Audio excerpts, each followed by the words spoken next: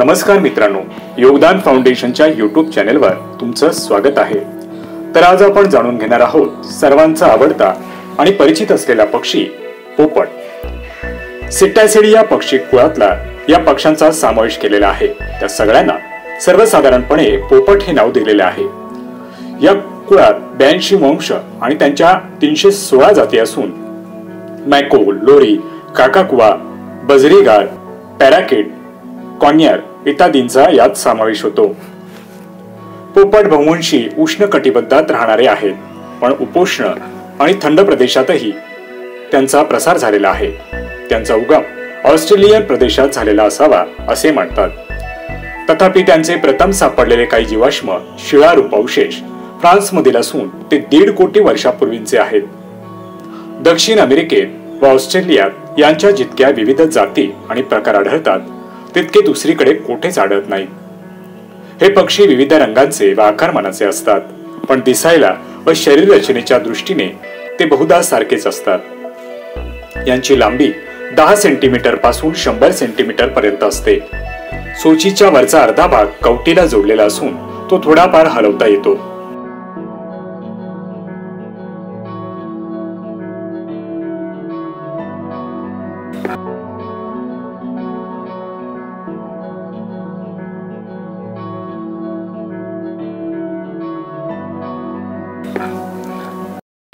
हा गुबगुबीत किंवा स्थूल दिसून येतो। याचे पंख मजबूत व गोलसर असतात। थोड्या अंतरापर्यंत हा अतिशय वेगाने जरी उडू शकत असला तरी फार दूरवर याला उडता येत नाही। ऑस्ट्रेलियातील भूचर पोपटासारख्या काही पोपटांना तर जवळजवळ उडताच येत नाही। काही पोपटांची शेपटी फार आखूड तर काहींची बरीच लांब असते। पायाच्या 4 बोटांपैकी 2 पुढे व 2 मागे असतात आणि त्यावर बारीक खवले असतात। बहुतेक जातींच्या पोपटांचे रंग भडक असतात। हिरवा हा या पक्ष्यांचा सामान्य रंग होय, पण पुष्कळ जाती बहुरंगी असतात। त्यांच्या शरीराचे निरनिराळे भाग लाल, पिवळे, हिरवे, निळे, काळे इत्यादी रंगांचे असतात। नर व मादी यांचे रंग सारखेच असतात, पण याला काही अपवाद आहेत। उदाहरणार्थ ऑस्ट्रेलियातील इलेक्टस पोपटाच्या नराचा रंग हिरवा तर मादीचा तांबडा असतो। त्यांच्या बोटांच्या विशिष्ट व्यवस्थेमुळे ते झाडावर झपाट्याने चढू शकतात किंवा फांद्यांवर हिंडू शकतात। झाडांच्या खोडांवर चढताना किंवा फांद्यांवर इकडे तिकडे जाताना ते आपल्या चोचीचा देखील उपयोग करतात। पण काही पोपट, उदाहरणार्थ ऑस्ट्रेलियातील पोपटांच्या काही जाती मुख्यतः जमिनीवरच राहतात, पण जेव्हा गरज पडेल तेव्हा ते झाडांवर चढून बसू शकतात व आपली घरटी देखील तेथेच करतात। पोपट हा मुख्यतः शाकाहारी आहे, पण क्वचित प्रसंगी काही पोपट किडे देखील खातात। निरनिराळे धान्य किंवा सर्व प्रकारची लहान मोठी फळे हे त्यांचे मुख्य खाद्य आहे। फुलातला मधही ते शोषून घेतात। कठीण कवचीचे फळ एक पाय वर उचलून त्याच्या बोटात घट्ट पकडून आपल्या चोचीने ते फोडतात व वरचे टरफल काढून आतला गर खातात। संपूर्ण फळ ते कधीच खात नाहीत। फळाचा थोडासा भाग खाऊन बाकीचा टाकून देतात।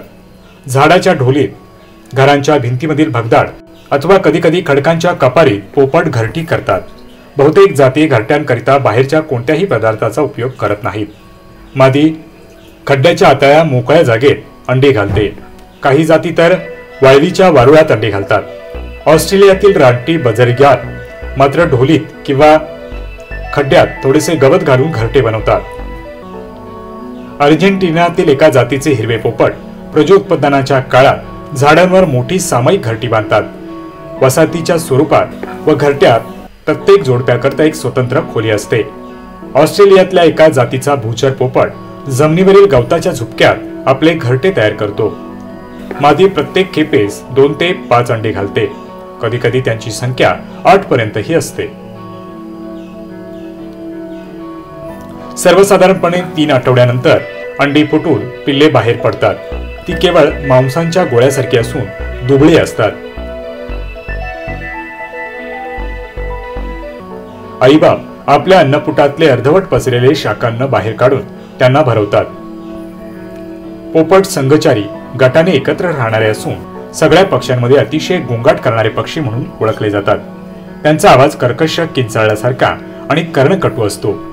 त्यांच्या कित्येक जाती माणसासारखे शब्दोच्चार करू शकतात। इतकेच नव्हे तर 2-4 वाक्य बोलू शकतात। आफ्रिकेतील काही जातींचे पोपट उदाहरणार्थ सिटकॅस, एरिथेकस फार स्पष्ट शब्दोच्चार करतात. इतकेच नव्हे तर निरनिराळ्या प्राण्यांच्या आणि पक्ष्यांच्या आवाजाची हुबेहूब नक्कल ते करतात. पोपट 30 ते 40 वर्ष जगतात. काही पोपट तर 80 वर्ष जगल्याची नोंद आहे. पिकांची व फळांची नासाडी करणारा पक्षी म्हणून माणसाने यांची बेसुमार हत्या केल्यामुळे पोपट्यांच्या कित्येक जाती नामशेष झाल्या आहेत, तर काही त्या वाटेवर आहेत. मॅस्कॅरिन आणि त्याच्या जवळपास इतर बेटांवर आज एकही पोपट शिल्लक नाही. अमेरिकेच्या संयुक्त संस्थानांच्या मध्यभागात एकेकाळी विपुल असणारा कॅरोलायना या जातीचा पोपट 20व्या शतकात पूर्णपणे लोप पावला आहे. भारतातील जाती भारताच्या पोपटांच्या 5-6 जाती आहेत. यांपैकी 3 सर्वत्र आढळणाऱ्या असून बाकीच्या काही विशिष्ट प्रदेशांपुरताच मर्यादित आहेत. राघू या जातीच्या पोपटाचे शास्त्रीय नाव सिटॅक्युला युपॅट्रिया असे आहे. दाट पाने असलेल्या मोठाले वृक्ष जेथे असतील अशा सर्व प्रकारच्या प्रदेशात तो राहतो. मनुष्यवस्तीतील मोठाली झाडे, बाग आणि आसपासची शेते यात त्याचा वरचेवर वावर असतो. साधारणपणे कबुतरा एवढा हा असतो. रंग वरच्या बाजूला गवती हिरव्या आणि खालच्या बाजूला फिकट हिरवा, चोच लाल, आखूड मजबूत आणि वाकडी, डोके मोठे, मानेच्या भोवती गुलाबी कडे असून पुढच्या बाजूला ते काळ्या पट्ट्याने चोचीच्या बुडाला जोडलेले असते. खांद्यावर तांबडा पट्टा शेपुटला व टोकदार असते. मादीच्या मानेभोवती गुलाबी वलय नसते.